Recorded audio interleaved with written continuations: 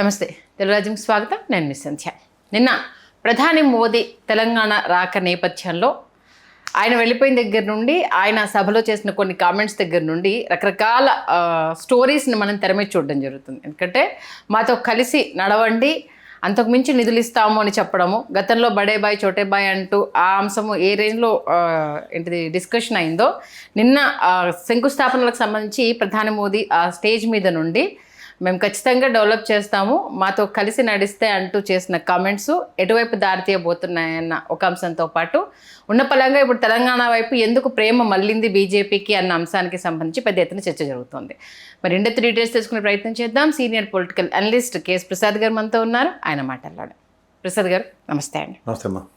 ఏంటి 2.5 సంవత్సరాల తర్వాత ప్రధాని మోదీ పర్యటన అనేది, అసలు ఆయన చేసిన కామెంట్స్ ప్లస్ వరాల జల్లులు కురిపించబోతున్నామంటూ అది ఇంకో టాపిక్, అది సపరేట్ తీసుకుందాం. అసలు ఉన్న పరంగా తెలంగాణ మీద ఇంత ప్రేమ ఎందుకు ప్రధాని మోదీ గారికి కలిగింది? ప్రేమ లేదు, వంకే లేదు, కానీ ఒకటే నరేంద్ర మోడీ హైదరాబాద్ పర్యటన సభ స్థలిలో బండి సంజయ్ పక్కన ఉన్న ముందు మాట్లాడినా తర్వాత మాట్లాడినా ఉపద్రవం బండి సంజయ్. బండి సంజయ్కి తథ్యం.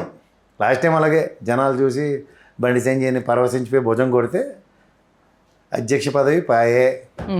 ఇప్పుడే ఈ ఫోక్స్ కేసు ధర్మం అని ఏం పోద్దో తెలీదు. పోయే ముందు ఏంటంటే ఆరిపోయి దీపానికి వెలుగు ఎక్కువ అన్నట్టు మెటమెటలు ఆడిపోయి నేను బండి సంజయ్ స్టేట్మెంట్లు మాటలు కాలు పోయే ముక్కుపోయింది. ఏబీవీపీ కాడి నుంచి కథలు మొదలెట్టాడు మాకు. ఇక అవసరమా? జాజిరెడ్డి సినిమా దగ్గర నుంచి మాకు అన్నీ తెలుసు.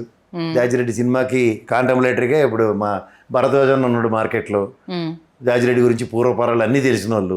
ఎంత కదన్నా మేము ఉస్మాన్ యూనివర్సిటీ క్యాంపస్లో చదువుకుని బయటకు వచ్చిన వాళ్ళమే. అయితే ఏంటంటే దాని ఔన్నత్యం తెలుసు, దాని పూర్వపరాలు తెలుసు, దాని కథ ఏంటో మాకు తెలుసు. యాడ్ నుంచి ఏ ఉద్యమాలు చేసి తెరబడిపడి ఏ బీపీలో నాకు తెలియంది, ఎవరికి తెలియంది. కొత్త కథలన్నీ నిన్న కొత్త నెరేటివ్స్ వస్తున్నాడు. గాజు కన్నని ఇది రానా స్టోరీ ఏదో చూసినట్టుకున్నాను నిన్న ఏదో. ఏం చేత ఈ యువకదంపుడు ఉపన్యాసాలకి ఉడతోపులకి అంటే, అరే బాబు మీరు బీజేపీ వాడితో మాకు కేసీఆర్ ఎప్పుడూ చెప్పిండు, మీకు 2 ఉంటాయి. మీ పార్టీలో తప్పు చేసిన వాడికి మళ్ళీ బేటీ బచావో బేటీ పడావో అని పెద్ద పెద్ద నినాదాలు. ఉత్తరప్రదేశ్ చూసాం, నెక్స్ట్ ఈ బండి సంజయ్ కుటుంబ దరిద్రం కూడా చూస్తున్నాం. మూడోది మా కేసీఆర్ సార్ చెప్పినట్టు వేరే పార్టీ వాడు తప్పు చేస్తే బీజేపీ పార్టీల సన్నిధానంలో చేరిపోతే అంతా వాషింగ్ పౌడర్ మాకు పవర్ ఎక్కువ. సువేందు గడే లైవ్ ఎగ్జాంపుల్. మీరే మాట్లాడారు, లంచాలు బొక్క తొక్క అన్ని కథలు చెప్పి లాస్ట్కి తీసుకెళ్ళి ఏడు చేశారు, సీఎంని చేశారు. చేత మీకు ఇష్టమైతే ఇంగుతో సమానం అని అందరికీ తెలుసు. సో ఇవి దృష్టిలో పెట్టుకుని మేము ఈ తొకడా కథలు వినలేక మీ దరిద్రాన్ని భరించలేక మీకు దండవరా బాబు. రెండో విషయం, నేను ఇవాళ మళ్ళీ ఈ వీడియో త్రూగా ఇలా ఈటెల రాజేందర్ సార్కి ఇలా సెల్యూట్ చేస్తాను. సార్, మేము మీ ఫాలోవర్సే. ఈ పనికిమాలిన వాళ్ళ గురించి మీరు అనవసరంగా బీజేపీ అనే ఒక దరిద్రంలో నలిగిపోతున్నారు. మీ పోరాటానికి మీకు సముచిస్తాను. మా జీవన్ రెడ్డి అన్నకు మనం జరిగినట్టు కేసీఆర్ కూడా 10 మెట్లు దిగొచ్చి మీ దగ్గరికి వస్తాడు దగ్గరలో. తర్వాత అందరూ కలిపి గుండొత్తండి సార్ ఈ పనికిమాలిన వాళ్ళకి, అది అవుతుంది. ఆల్రెడీ కోమటిరెడ్డి గారికి ఉన్న తెలివితో నేను మిమ్మల్ని దయించి పోల్చలేను, కానీ ఆయన చిచ్చే అని అవతల పోయి ఆ రోజు అమిత్ షా ఇంటి దగ్గర మీ ఇద్దరు పడిగాపులు గడింది అనే వీడియోలు చూసాం. రాజగోపాల్ రెడ్డి ఆయన అయితే పోనీ తెగించి మా కోమటిరెడ్డి అని అయితే బయటకు వచ్చిండే కాంగ్రెస్లో ఉన్నాడు, ఏదో బాగుంది. మీరు ఎటు కానీ ఈ బీజేపీలో నీరేటి సార్ నాకు అర్థం కాదు. వాళ్ళ కడుపు మంట ఎలా ఉంటుంది? బీసీవాడికే న్యాయం చేయడు. అక్కడ కిషన్ రెడ్డి మాయాజాలంలో పావులు కదుపుతూ ఉంటాయి. ఆ కిషన్ రెడ్డికి ఎంఐఎం పార్టీ, మళ్ళీ మనవాడికి అనుమానం రాకుండా ఈ కన్వర్టెడ్ హిందూ స్లోగన్లో శ్రీరాముడు. ఈటెల రాజేందర్ సార్, మీరు శ్రీరాముడు కాదు, మాకు తెలంగాణ ప్రదాతల్లో మీరు ఒకరు. చరిత్ర ఉస్మాన్ యూనివర్సిటీలో మీరు ఒక బాక్రానంగల్ ఆనకట్లో నిలబడి మమ్మల్ని అందరినీ కాపాడిన ఒక గొప్ప వ్యక్తి. మీ మీద మాకు గౌరవం ఇంచి తగ్గదు. పైపచ్చి మీకు పార్టీలకు అతీతంగా మీ క్యాడర్ మీకు ఎప్పుడూ ఉంటుంది. మీ క్యాడర్ మిమ్మల్ని ఎప్పుడు పరిరక్షించుకుంటుంది. పోయి దారిని పోయిన దరిద్రాన్ని దిక్కుమాల కంపెనీ మీరేంది తగిలించుకున్నారు సార్, నాకు అర్థం కాదు. సరే కానివ్వండి, అహంకారాలు ఈ గోలు ఈ దిక్కుమాల పార్టీల్లో ఉండి సస్తాయి, కానీ మీలాంటి నాయకులను మేము కోల్పోం. కానీ అటు మాత్రం దయించి ప్లీజ్ సార్, ఈ అధ్యక్ష పదవిలో మీకు పడిన అన్యాయం మాకు తెలుసు. ఇవాళ మీరు మడతెడితే ఎలాగుంటుందో చూపించారు. మడతెట్టారు, అయినా సరే వాళ్ళకి ఇష్టమైన సన్నిధానంలో ఎలా తీరుతారో చూడండి. ఓకే. సో అంచేత వీళ్ళకి దగ్గరలో కాగల కార్యాలు గందరగోళాలు తీరిస్తే మీరేం టెన్షన్ పడకండి సార్, మీ పోరాటం వృధా పోదు. సార్ మీరేమో ఈటెల రాజేందర్ గారి దగ్గరికి కేసీఆర్ త్వరలో రాబోతున్నారని, బీజేపీ బీఆర్ఎస్ మెర్జ్ కాబోతున్నాయి అనేసి అన్న న్యూస్ మరొకసారి తెర మీదకి వచ్చింది. ఏటమ్మా అలా పరిమాణాలు దిగ్విజయ్ సింగ్ గడి వలన వాళ్ళది కాంగ్రెస్లో మర్చిచేయను. ఇటు కేసీఆర్ గారు బీఆర్ఎస్ పార్టీ అంటే అంత అనువుగాను అంత తగరాలుగా ఉంది ఆవిడకైనా. వాళ్ళు ఏంటంటే ఒక టీవీ డిబేట్ లో అద్దంకి దయాకర్ గారు చెప్పినప్పుడు విని నేను కూడా చాలా ఆశ్చర్యం. చంద్రబాబు నాయుడు గారు అడ్డేస్తున్నారు కాబట్టి ఇవి రెండు మెర్జ్ అవ్వలేకపోతున్నాయి అంటే ఒక కొత్త కోణాన్ని ఆయన తెర మీద తీసుకొచ్చారు. సార్ అద్దంకి దగ్గర సార్ మీలాంటి వాళ్ళు మాడితే మాకు బాధ వస్తుంది సార్. ఆ దిక్కుమాల టాపిక్లు, ఆ డైలీ సీరియల్ కథలు మీరు చెప్తే, మీరు తెలంగాణ ఉద్యమం నుంచి నాకు మిమ్మల్ని తెలుసు, వ్యక్తిగతంగా కూడా మీరు మీ మీద నాకు చాలా గౌరవం ఉంది. ఈ దిక్కుమాల కథలు ఏంటంటే నాకు అర్థం కాదు. కేసీఆర్ అనే వ్యక్తి చంద్రబాబు నాయుడికి భయం పడే చంద్రబాబు నాయుడికి ఎదిరించడంలో ఆయన మించినోడు లేడు. కేసీఆర్కి శాశ్వత పరిష్కారం తెలుగుదేశంకి ఇవ్వడానికి పొత్తుకెళ్ళి కూడా నొన్న గుండు గీసి ఇంట్లో కూర్చోబెట్టాడు తెలుగుదేశానికి అధికారం రానివ్వకుండా. అలా తోడు కేసీఆర్ ఏమో చంద్రబాబు నాయుడు భయం పెట్టేస్తే భయం పడిపోయాడు అంటే నేనైతే ఆ దృక్పథంలో లేను. అది ఊహకందని ప్రశ్నలు. గతిలేని బీజేపీ దిగజారిపోయి బీఆర్ఎస్ని అడుక్కుంటారు. నెక్స్ట్ ఎలక్షన్లో ఇలా మేకపోతే గాంభీర్యాలు 8 గెలిచాం ఈ కవిత చేసిన కోతి పని వల్ల కొంచెం 10 మెట్లు తగ్గవలసి వచ్చింది తండ్రి కాబట్టి. కానీ ఈసారి గుండు రామకీర్తనలు ఎలక్షన్ గ్యారంటీ. ఓకే, అందులో బీజేపీ వాళ్ళు నాకు ఇంకా కాంగ్రెస్ ఏదో కాస్త కింద మీద పడతారు అధికారంలో. మీకు అసలు ఉనికి లేదురా బాయ్, ప్లీజ్ దయించి మీరు ఈసారి గెలుపుని ఆస్వాదించండి, అనుభవించండి, ఎంజాయ్ చేయండి. అదేంటి సార్ ఒక్కొక్క స్టేట్ ను నరుక్కుంటూ వచ్చేస్తుంటే సాధ్యం లేదని అంటారు. అసలు పశ్చిమ బెంగాల్లో ఆ రేంజ్ లో బాగా వేయడం అంటే మామూలు విషయం కాదు. అది కాంగ్రెస్ కమ్యూనిస్ట్ పార్టీలు జడ్డితనం అమ్మ. పాపం ఆవిడకి ఒక్కదాన్ని చేసి ఆడపిల్లని చేసి కమ్యూనిస్ట్ పార్టీ వెళ్తాను, కాంగ్రెస్ వెళ్తాను, మొదటి నుంచి యుద్ధం చేస్తాను, బీజేపీతో యుద్ధం చేస్తే ఏమైంది? తిమ్ముకు యుద్ధంతో ఆయన కొట్టారు. అలా పరమానంద శిష్యులు కథ చదువుకుని వీళ్ళని చూసి రాశారు. వాళ్ళు కూర్చుని కొమ్మలు నరుక్కోవడం అంటే ఎన్డీఏ కూటమిలో పరోక్షంగా సహకరించే అంత నేపథ్యం ఉన్న మమతా బెనర్జీ గారి పార్టీని కూడా తృణప్రాయంగా వదిలేసుకున్నారు. డిఎంకే గుండు కేసేసింది. వాపుని చూసి బలుపు అనుకుని కేజ్రీవాల్ అటువంటి విజయాన్ని నమ్ముకుని తిరుగుతున్నారు. అలా కర్మ గౌడ బాధ్యులు.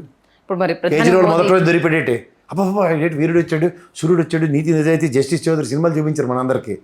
లాస్ట్కి బీజేపీ వీళ్ళని ఏ జడ్డి వేదాలు నమ్ముతారో వాళ్ళందరితో నేను సిద్ధంగా ఉన్నాను మాట్లాడడానికి.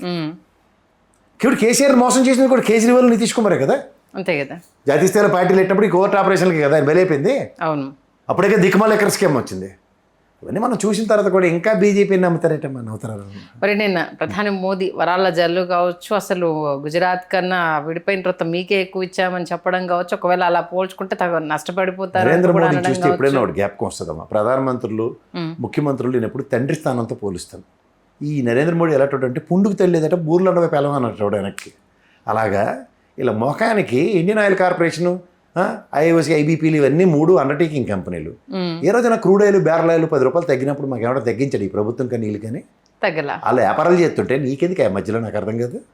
ఓకే, నాకు ఏ రోజైనా పండగలకి వాటికి మా నాన్న ఒక సాక్రిఫైజర్లా ఆయన బట్టలు కొనుక్కునేవాడు కాదు. మాకందరికీ బట్టలు కొనుక్కుని మేమందరం సుఖ సంతోషాలతో ఉండేలా చూసిన మా నాన్నంత గొప్పడైతే నరేంద్ర మోడీ కాదు. అలా ప్రతి కుటుంబం ఒకసారి అనుకోండి. అసలు కంపేర్ చేయాలి. ఎందుకంటే నేను చెప్తున్నాను, తండ్రి స్థానంలో ఉన్నాడు. మీరు తిండి మానేయండి, కార్లు అవన్నీ కొనుక్కున్న కదా ఇంట్లో పడిండి, ఆడపిల్లలకి పెళ్ళిళ్ళు అయితే బంగారాలు కొనకండి, సంవత్సరం పాటు అడుక్కు తినండి. ఎవరు మీరు అసలు నాకు అర్థం కాదు. ఏం అసలు ఏసీ ఇవన్నీ కళ్ళజోడు ఏ దేశంది, వాచ్ ఏ దేశంది, ఒంటికి కట్టిన గుడ్డలు 15,000, 20,000, లక్షల రూపాయలు. ఏమన్నా గాంధీ తాతలు ఆయన గోచి కట్టుకుని తిరుగుతున్నావు మాకు. ఓకే, అంటే ముందు మీ కేంద్ర మంత్రుల కాన్వాయ్ల గురించి అవి తగ్గించేసి ఆ తర్వాత మీ జనాలకు చెప్పండి, యాక్సెప్ట్ చేస్తాం. జెట్లెస్ కేటగిరీ భయం, ప్రజాస్వామ్యంలో ప్రజలంటే భయం పడి పిరిగొడ్లను పట్టుకొని మనమేటమ్మా మాట్లాడింది. నాకు అర్థం కాదు. ఓకే, ప్రజలంటే భయం వీళ్ళకి. అంటే ఇప్పుడు తెలంగాణ మీద ఫోకస్ పెట్టబోతున్నారు. అలా కాదు కానీ ఇంకో మాట చెప్పాను, ఇక్కడ ఫోకస్లు పెట్టి వాళ్ళు ఉన్నారు. మాకు బీఆర్ఎస్ పార్టీ ఇంకా ఉంది, కబలిస్తే అప్పుడు మాట్లాడదాం. జిహెచ్ఎంసీ ఎలక్షన్స్ టార్గెట్ చాలా టార్గెట్లు చూసాం. అది బండి సంజయ్కి అబద్ధాలు నేర్పండి, బాగా మాట్లాడతాడు. దేవుడికి ప్రార్థించుకోండి, మళ్ళీ అప్పట్లో తుఫాన్ ఏదైనా వస్తే ఈ పకోడి కబుర్లు వినడానికి ఎర్రి బోలోగులలో ఉంటాం అనుకుంటున్నట్టున్నారు. ఈసారి చెప్తారు సమాధానం, ఏం గౌరవపడకు. అలాగే నిన్న అటు కాంగ్రెస్ అక్కడ చచ్చిపడి ఉన్నప్పుడు ఏదో బతికి బట్ట కట్టిన బీజేపీ, కానీ ఈసారి కాంగ్రెస్ లైమ్ లైట్లోనే ఉంది కదా, గౌరవంగా అధికారంలో ఉంది. మొన్న మరతెట్టారు కదా సర్పంచ్లను, జెడ్పీటీసీలు. దాంట్లో నువ్వు నేనన్నది బీఆర్ఎస్ కాంగ్రెస్ ఉందా? వీళ్ళు ఎక్కడైనా ఒడికి లేని వాళ్ళు లేడా ఉన్నారు? వీళ్ళు థర్డ్ ప్లేస్కే ఉన్నారు కదా, మరి మూసుకుని ఉండమను. కాకపోతే వాళ్ళు ఏమని చెప్తున్నారంటే థర్డ్ ప్లేస్లో ఉన్న లాస్ట్ టైంతో కంపేర్ చేసి ఈసారి ఓట్ షేరింగ్ పెరిగింది కదా వాళ్ళు చెప్తున్న విషయం. ఇప్పటికీ నేను ఒక రామచంద్రరావు గారిని ఇంటర్వ్యూ చేశాను. ఇద్దరు ముగ్గురు ఎమ్మెల్యేలను ఇంటర్వ్యూ చేశాను, అందరితో ఒకటే పాట, లాస్ట్ టైంతో కన్నా ఈసారి ఓట్ షేరింగ్ పెరిగింది కదా, ఇది ఎందుకు కౌంట్ చేయట్లేదు మీరు అనేసి. మరి జూబ్లీస్లో ఏమైందని అడగాల్సింది. అంత పెరిగిపోయి తెరపడిపోయినప్పుడు దీపక్ రెడ్డికి డిపాజిట్లు రావాలి కదా. డిపాజిట్లు రాబాయి, డిపాజిట్లు అన్న బతుకు మీ ఒరిజినల్ బతుకు, దాని మొహనం మాట్లాడండి. అలా ఆంధ్రప్రదేశ్లో 0.83 బతుకు, డిపాజిట్లు గుట్టి మాట్లాడండి. ఉట్టికెగరలేనమ్మ స్వర్గానికి ఎగిరి కబుర్లు దేనికి చెప్పకండి. ఓకే, మీరు ఈటెల రాజేందర్ గారి గురించి చెప్పారు కాబట్టి ఒకసారి అది సపరేట్ ఒక సెక్షన్లో, ఎందుకంటే బండి సంజయ్ గారి కొడుకు ఫోక్సో కేసుకు సంబంధించి ఈటెల రాజేందర్ గారిని తెర మీద తీసుకొచ్చి చాలామంది మాట్లాడుతున్నారు. అసలు ఆ ఫోక్సో కేసుకి ఈటెల రాజేందర్ గారికి అసలు ఏం సంబంధం? ఏం సంబంధం ఉంటుంది. నిజాన్ని నిర్భయంగా నెక్కచ్చిగా నిలబడి మాట్లాడి పోరాట యోధుల్లో మా ఈటెల రాజేంద్ర అని ఒకడు. బీజేపీ సిద్ధాంతం కదా, బేటీ బచావో బేటీ చదివించుకొని చావని అని చెప్పినప్పుడు వాళ్ళ కవిత పనులు చేసినప్పుడు ఎక్స్పోజ్ చేయకుండా ఎందుకు వదలాలి? ఓకే, సీక్రెట్ ఆపరేషన్ చేశారా?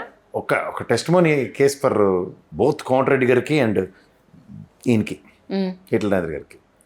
కోమటిరెడ్డి అధికారంలో ఉన్నాడు, అధికారంలో ఉండి బీజేపీకి సహకరిస్తారా? ఒక పజల్ ఎక్స్పోజ్ అవుతుంది, జాగ్రత్తగా గమనించి. అంటే కోమరెడ్డి గారు అంటే గతంలో బీజేపీ నుంచి కాంగ్రెస్కి వచ్చిన ఎంపీ గారు అవును ఎక్స్ప్లోర్ అయిందనుకో ఆప్షన్. ప్రభుత్వం సహకరించకుండా బండి సంజయ్కే జహాపన అన్నప్పుడు నేను నరేంద్ర మోడీ రేవంత్ రెడ్డి ఒకటి డైరెక్ట్గా ఒప్పుకోవాలి, రాసేసుకోవచ్చు. నిన్న చంద్రబాబు గారితో దౌత్యం అదే.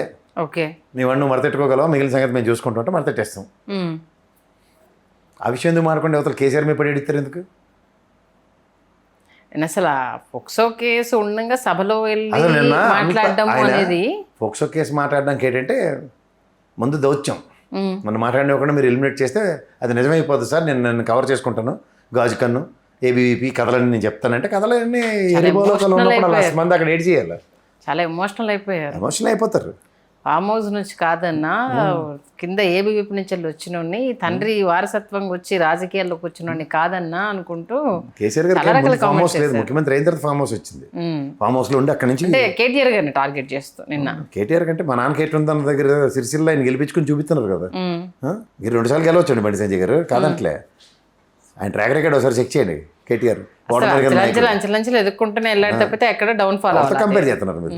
అసలు నాకు అర్థం కావట్లేదు. రూలింగ్ గవర్నమెంట్ ఆల్రెడీ మొన్న బీఆర్ఎస్ పార్టీ మీద 2 దాడులు జరిగినప్పుడు, మన గంగుల కమలాకర్ ఆఫీసినప్పుడు రూలింగ్ గవర్నమెంట్లో ఉన్న కాంగ్రెస్ ఎందుకు అచేతన స్థితిలో ఉంది? హ్యాండ్ అండ్ గ్లోవ్ రాజకీయాలు నడుస్తున్నాయా?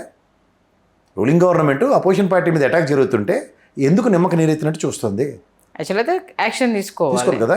కానీ గంగుల కమలాకర్ ఇంటి దగ్గరనే అరెస్ట్ చేయడం, నా ఇంట్లో నేను పెట్టకుండా మాట్లాడడం ఏంటి, మీరు ఏం చేస్తున్నారంటూ కూడా ఆయన చాలా గట్టిఫైటే ఇచ్చాడు ఆ రోజు. ప్రభుత్వం నుంచి నో రెస్పాన్స్. ముందు దానికన్నా ముందు అక్కడ కామారెడ్డిలోనే అక్కడ ఎరగొట్టేస్తే అప్పుడు ఏమైంది? ఇవన్నీ గమనించకుండా ఎవరు ఉండలేదు అనుకుంటున్నారు. మీరిద్దరూ ఒకటే విషయం మానేసి అవతల బీఆర్ఎస్ని పడి ఏడుచుకుంటే అన్నాలు కాలక్షేపం చేస్తారు. ఏం మరి ఇప్పుడు ఈటెల రాజేందర్ గారు నంబర్ 1 పొజిషన్ కోసం ఈ ప్రయత్నాలా, లేకపోతే ఆయన పట్టించుకోవట్లేదని ఆవేదన? ప్రయత్నాలు ఫెయిల్ చేశారు. ఓకే, ఇప్పుడు అంతే సర్దుమనగడం అంతే కదా. ఏ సర్దుమనగదు, 100 రోజులు తీరుస్తారు. ఇవి నరేంద్ర మోడీ సమక్షంలో సముచిత న్యాయం జరుగుతుంది అనుకున్నారు. కానీ సువేందు మా బండి సంజయ్ ఒకటే అనుకున్నప్పుడు మనకి జరగదన్న విషయం ఈటెల రాజేందర్ గారికి రిలైజ్ అవ్వాలి. ఓకే, ఇప్పుడు ఏంటది ఈటెల రాజేందర్ గారికి ప్లస్ కాబోతుందా లేకపోతే మైనస్సా? ఆయన ఏం చేసినా ప్లస్ ఏనమ్మా, ఇవాళ అందరికీ తెలిసిపోయింది కదా. ఇక్కడ లాస్ట్ టైం అధ్యక్ష పీఠం కోసం చాలా ఫైట్ చేయాల్సి వచ్చింది, అయినా సరే పక్కన పెట్టేసి రామచంద్రరావు గారికి ఇచ్చారు. మరి ఈసారి అంటే ఇప్పుడు నెక్స్ట్ ఎలక్షన్ ముందు కీ రోల్ అనేది పీఠం వాళ్ళ కంపల్సరీ బీజేపీ నుంచి ఉంటుంది. రాజేంద్ర వైపు ఎంతవరకు మొగ్గు చూపే అవకాశం ఉంటుంది? ఉండదు, అది కన్ఫర్మ్. అది ఆయన ఎన్ని ప్రయత్నాలు చేసినా నెక్స్ట్ ఎలక్షన్ గ్యారంటీగా బీజేపీలో ఉండరు. తథ్యం అది. మరి ఇట్లా బీఆర్ఎస్తో పొసగకనే కదా ఆయనను పొమ్మనలేక పొగబెట్టేసి పంపించిన తర్వాత మళ్ళీ అటువైపు ఎలా వెళ్తారని అనుకోవాలి? ఏం అక్కర్లే, అప్పుడంటే పొలంలో కట్టెలు ఉన్నాయి కాబట్టి పొగ వచ్చిందన్న, ఈసారి గ్యాస్ బండ్ తెచ్చామని చెప్తారు. కౌశిక్ రెడ్డి ఉన్నాడుగా, ఈవిడమ్మ కౌశిక్ రెడ్డి, పొన్నం ప్రభాకర్ తాలూకా తెస్తారు ఇవన్నీ ఎత్తిపోతల పథకం. ఒక పార్టీకి ఎవరి వల్ల ప్లస్ అవుతుంది ఎవరి వల్ల మైనస్ అవుతుందో అప్పుడు చూడకుండా ఉండే కేసీఆర్ కాదు కదా. ఓకే, ఇప్పుడు ఆయన రావాలంటే పెద్ద ఆయన దిగి ఫోన్ చేసి తప్పితే రాడు కదా. మరి ఎందుకు ఫోన్ చేయ, మరి రాజకీయాలు ఏమైనా పెద్ద రాకెట్ సైన్స్లు ఉన్నాయా? ఎందుకంటే ఒకప్పుడు కుడిభుజంగా ఉన్న వ్యక్తిని అసలు ఏ రేంజ్లో అవమానించారో మీకు తెలియదు అయితే కాదు. నీ తెలుసమ్మా, రాజకీయాల్లో ఒక ప్రశ్నకి ప్రశ్నే ఉండదు, సమాధానం లేని ప్రశ్నకు కూడా ప్రశ్న కింద మిగలదు. అంతే, సమాధానం లేని ప్రశ్నలు ఉండవు. ఆ లెక్కన వస్తే ఆర్క్ రైవలరీ మెయింటైన్ చేస్తూ ఉన్న జీవన్ రెడ్డి లాంటివాడే ఆయనే 10 మెట్లు తగ్గాడు. బీఆర్ఎస్ పార్టీ అంటే. ఎందుకంటే రాజకీయంలో తన క్యాడర్ని తను పరిరక్షించుకోవడానికి ఒక అవకాశం కోసం ఎదురు చూస్తారు. ఆ అవకాశం అన్నది చాలా ఇంపార్టెంట్, క్యాడర్ ఎలా అన్నది. కాకపోతే ఈటల రాజేందర్ గారి వర్గంలో కావచ్చు, ఈటల రాజేందర్ గారికి కావచ్చు, సీఎం అవ్వాలనే కోరిక అది ఎప్పుడు బీఆర్ఎస్లో ఉంటే సాధ్యం కాదు. బీజేపీలో అసలు కాదు. Don't underestimate the man. Biggest culprit for BJP is always Kishan Reddy. అది ఒక తొట్టి గ్యాంగ్ ఉంటుంది ఆ చుట్టూ, ఎంఐఎం తొత్తది. ఓకే, అంచేత ఈ ముసుగులో గుద్దులాటకే బండి సంజయ్ హిందూ అని ఓవర్ యాక్షన్ చేసిన, రాజాసింగ్ లేటోడు నేను హిందూ కింద నెక్కచ్చిగా నిలబడిన అన్యాయం వాళ్ళకే జరిగింది. అవును, ఎవ్వడికి న్యాయం జరగలే. అవును. అంచేత కిషన్ రెడ్డి తొట్టి గ్యాంగ్ చాలా డేంజరస్.